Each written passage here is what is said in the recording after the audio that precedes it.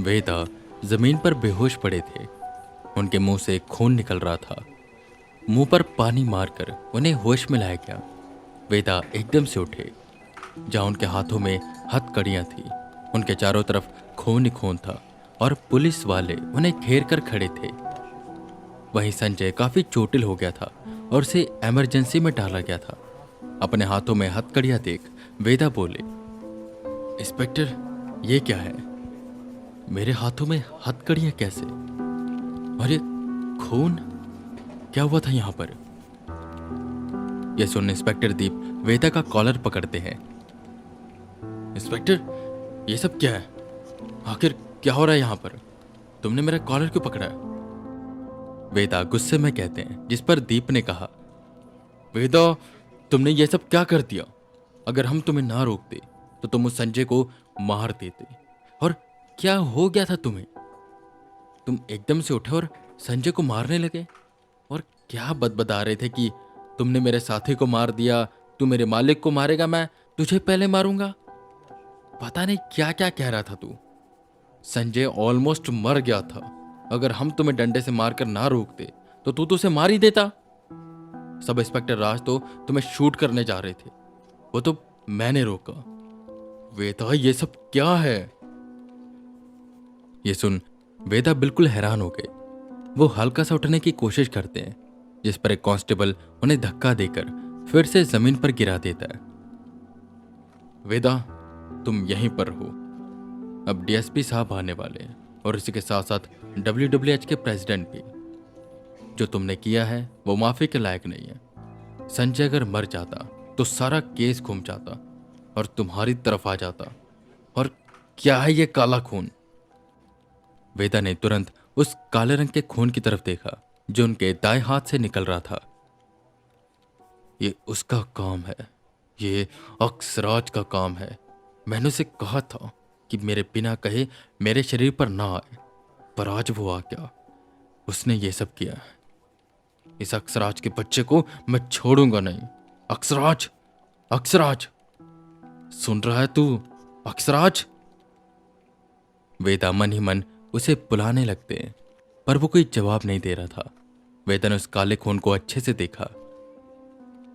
कहीं अक्सराज मेरे शरीर से बाहर तो नहीं आ गया? अगर वो बाहर आ गया तो उसे इंसान चाहिए जिसके शरीर में वो जा सके। वो किसके शरीर में क्या होगा?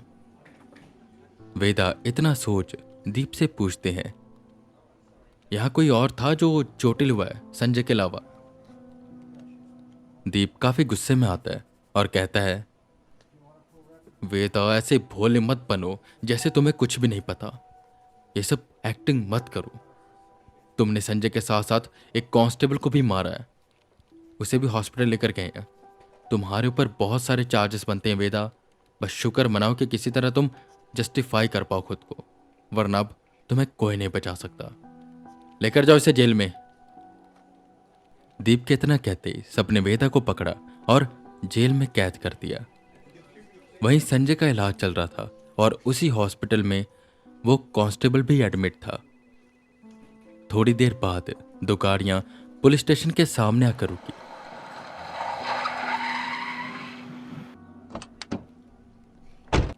एक में डीएसपी थे तो दूसरे में WWH के प्रेसिडेंट। वो दोनों पुलिस स्टेशन के अंदर आए और इंटेरोगेशन रूम में उन्हें लेकर जाया गया। वेदा को भी उस रूम में लाया गया। वेदा को खून से सना देख डीएसपी उठे और बोले, ये सब क्या इंस्पेक्टर दीप? तुम ऐसे पागलों को कैसे अपराधी से मिलने दे सकते हो? कहाँ है इसकी परमिशन? और तू बेटा, तुझे तो मैं अभी चक्की में पीसूंगा। प्रेसिडेंट ने डीएसपी को रोका और कहा, शांत हो जा डीएसपी।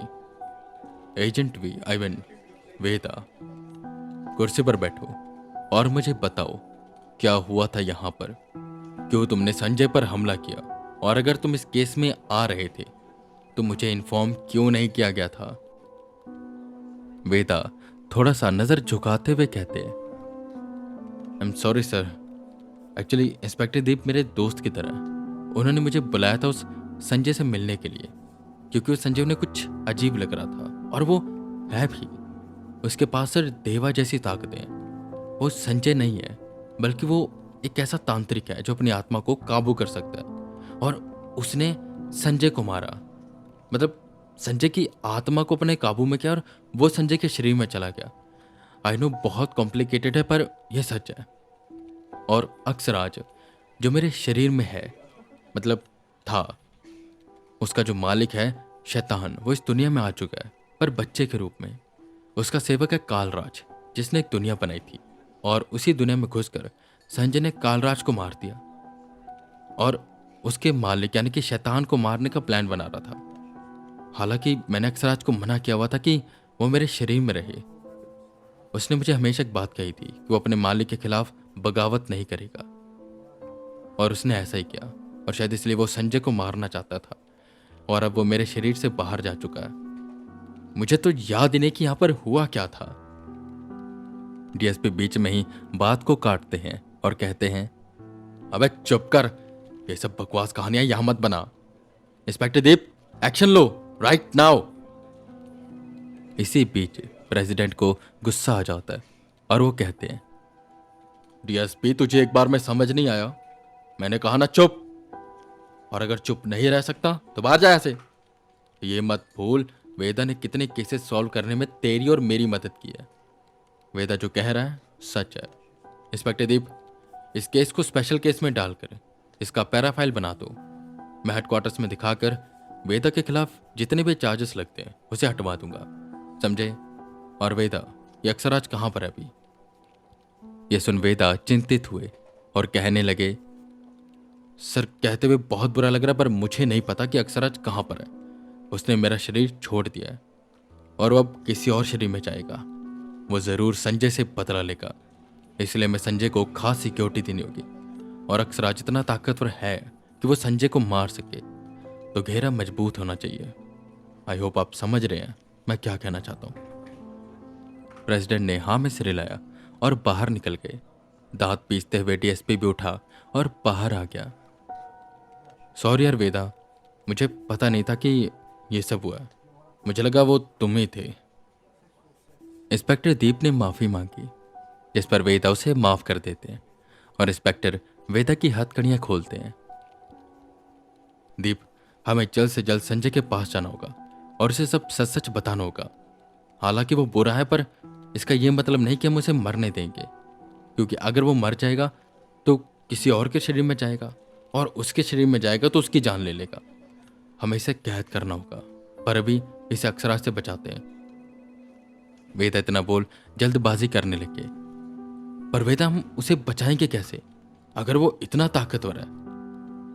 दीप ने कहा, जिस पर वेदा कहते हैं, बचाना जरूरी है। खैर, मैं भी ताकतवर हूं, और मुझे लगता है अब वो बारी आ गई है जब मेरी लड़ाई अक्सराज से होगी। एक चीज का यहां पर फायदा है, अक्सराज किसी के भी शरीर में 5 मिनट से ज्यादा नहीं रुक सकता। वो बस मेरे शरीर में ज्यादा देर रुक सकता है, क्योंकि मेरा शरीर उतना ताकतवर है।